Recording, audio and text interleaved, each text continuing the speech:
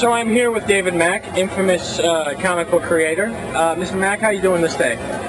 Magnificent. How's the con treated you? It's been a delight. Now, you've been doing the con circuit for a while. Tell us a bit about the books you're working on right now. Currently, I'm doing the new Kabuki series from Marvel through our Icon imprint. Number 6 has come out, number 7 will be out soon. And the new issue of the Reflections sketchbook series will be out soon also.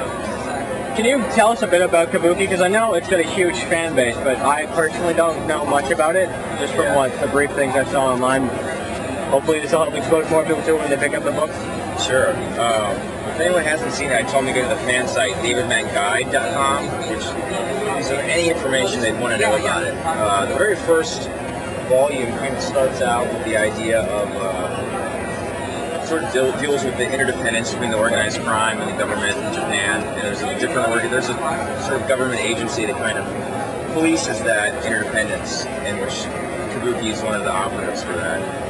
And that's sort of, I guess, the jumping off point. And as it goes, it's just a very, I guess, character-oriented story.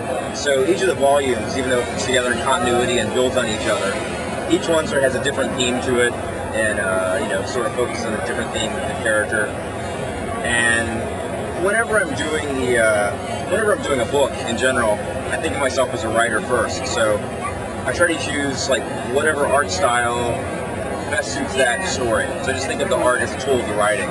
So each of the volumes has got like a different visual feel to match like the difference in the tone of the writing as well. So things change and sort of evolve, considerably from volume to volume.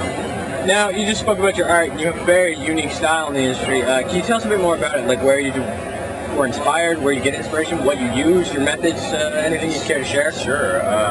Yeah, I guess my biggest inspiration probably comes from my mom. When I was younger, she was a first-grade teacher, and she was always making things to communicate ideas to her students using a variety of medium. And so we always had like scissors and paper and glue and staples and tape and construction paper and crayons and paints and watercolors. I was always making stuff like that, emulating the way she did it.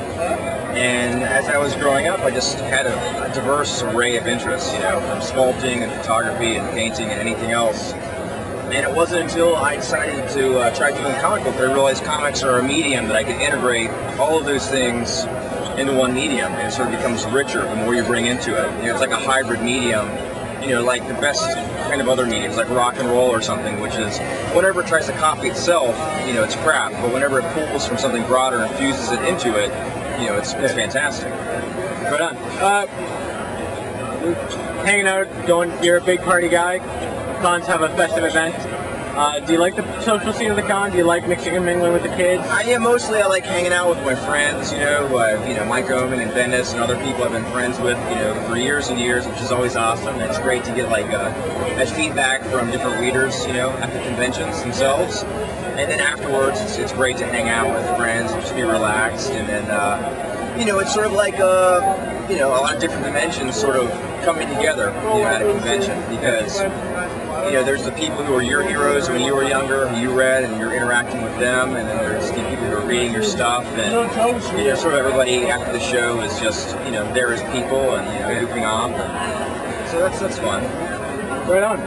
Can you tell us anything about your upcoming projects?